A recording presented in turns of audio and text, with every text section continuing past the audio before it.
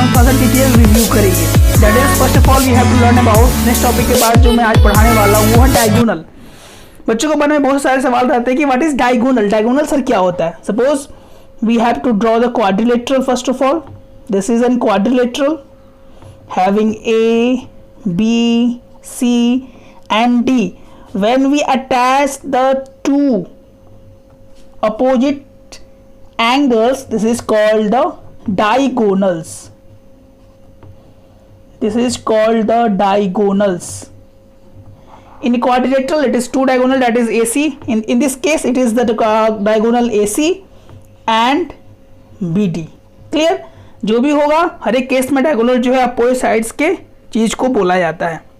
Now after that we have to learn a very important topic, that is interior and exterior.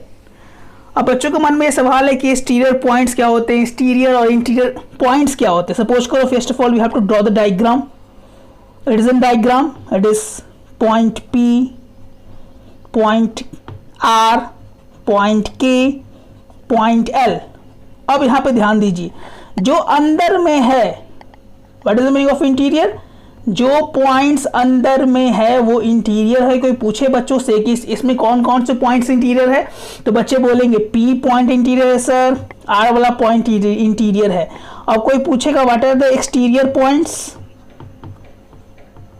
तो इसमें जो exterior points है वो K है और L है। दिस इज द इंटीरियर और दिस इज द एक्सटीरियर। जो अंदर हो, जो पॉइंट्स अंदर है this is called the interior, और जो पॉइंट्स बाहर होंगे this is called the exterior points. नाम से ही काफी है, जो अंदर है वो इंटीरियर और जो बाहर है वो एक्सटीरियर पॉइंट्स होगा। Again after that very important topic, that is concave and convex polygon.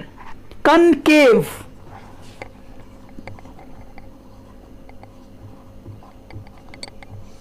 concave polygon and the second one is called convex polygon.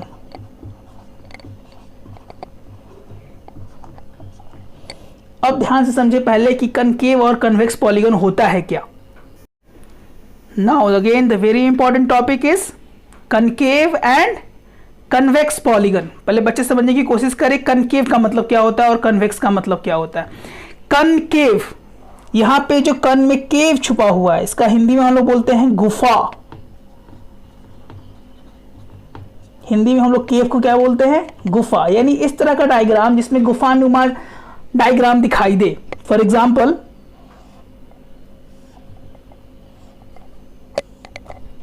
This is, यानी कहीं जाके बैठने का जगह हो। It is very important trick, जो बच्चे समझ में नहीं पाते उनके लिए मैं बता रहा हूं। कहीं जाके बैठने का अगर जगह आपको डायग्राम में कहीं दिखाई दे रहा हो, then we can say it is a concave.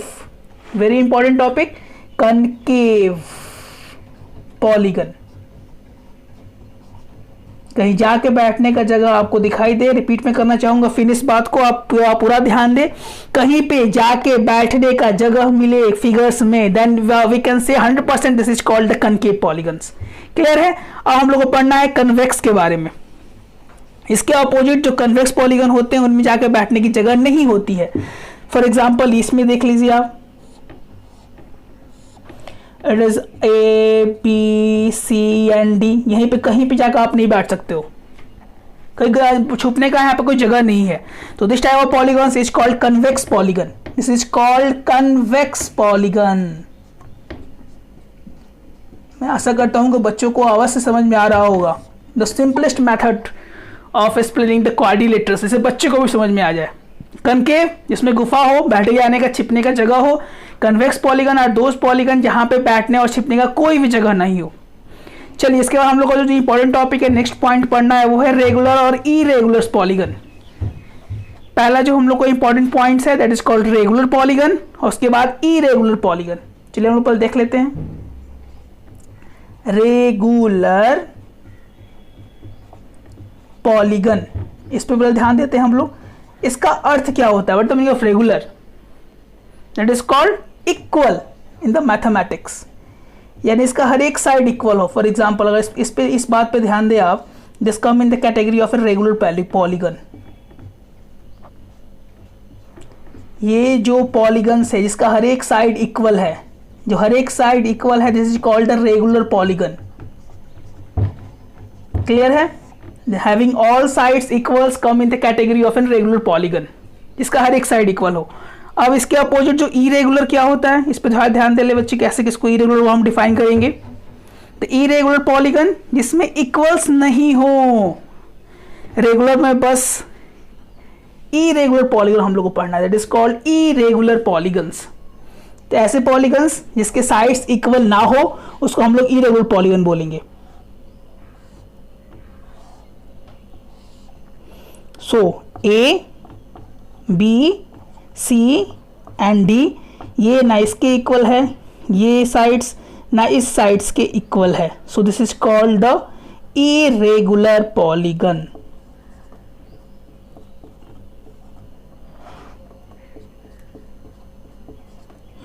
This is called the irregular polygon. Very important point, that is regular polygon और irregular polygon। अगर बच्चे से पूछा जाए तो अब तक लोगों को क्लियर होना चाहिए what is the meaning of regular polygon, what is the meaning of irregular polygons. Now उसके बाद जो इंपॉर्टेंट पॉइंट हम लोग को पढ़ना है वो ये है द रूल ऑफ ASP। डरिए मत, यहाँ पे कोई मैं पुलिस का बात नहीं कर रहा हूँ, it is simplest form of angle sum property. This is called angle, S for sum and P stands for properties. It is an angle sum property. वो हमें बताता है कि एंगल्स क्या होते हैं। जैसे आप लोग मानते हैं, जानते ही होंगे कि sum of angles of an triangle is always equal to 180 degree. अगर ये ट्रायंगल है ABC तो sum of angles of a triangle बताएंगे बच्चे कितने होते हैं, it's always equal to 180 degree. Angle A plus angle B plus angle C is always equal to 180 degree. ये तो ट्रायंगल्स का बात हो गया, लेकिन जैसे ही आपको क्लासेस पढ़ेगा तो ट्रायंगल्स के बाद क्वाड्रेंट आएगा, पेंटागन आएगा, हेक्सागन आएगा, ऑक्टागन आएगा। हर एक में इस साइड से निकाल पाना इक्वल और इजी नहीं होगा, तो उसके लिए हम लोग एक फॉर्मूला जानते हैं, that is n-2 into 180 degree. Suppose आपसे कोई बोलता है कि बच्चों बताओ what is the angles of an pentagon, तो क्या करोगे, n is equal to number of sides है यहाँ पे, तो 5 - 2 गुड मल्टीप्लाइड बाय 180।